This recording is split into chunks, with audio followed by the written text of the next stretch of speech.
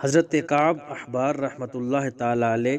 آپ یہ دعا پڑھا کرتے تھے اور آپ فرماتے تھے کہ اگر میں یہ دعا نہ پڑھوں، یہ کلمات نہ پڑھوں تو یہود مجھے گدھا بنا دیں۔ اور اس دعا کو بطور جادو سے بچنے کے لیے بطور ورد کے پڑھا جا سکتا ہے، اور وہ دعا یہ ہے: اعوذ بوجہ اللہ العظیم الذی لیس شیء اعظم منہ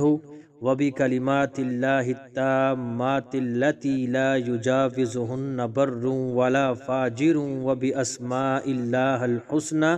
کلھا ما علمت منہا وما لم اعلم من شر ما خلق وبرأ وذرأ۔ ترجمہ یہ ہے: میں پناہ مانگتا ہوں اللہ کی ذات کے ذریعے جو سب سے بڑا ہے، وہ اللہ کے کوئی چیز اس سے بڑی نہیں، اور اس کے کامل کلمات کے ذریعے کہ ان سے نہ کوئی نیک تجاوز کرتا ہے اور نہ کوئی بد، اور اللہ کے ناموں کے ذریعے جو پاک اور نیک اور خوبصورت ہیں، ان میں سے جو میں جانتا ہوں اور جو میرے علم میں نہیں، اس چیز کی برائی سے جو اس نے پیدا کی اور برابر کی اور تعداد بڑھائی۔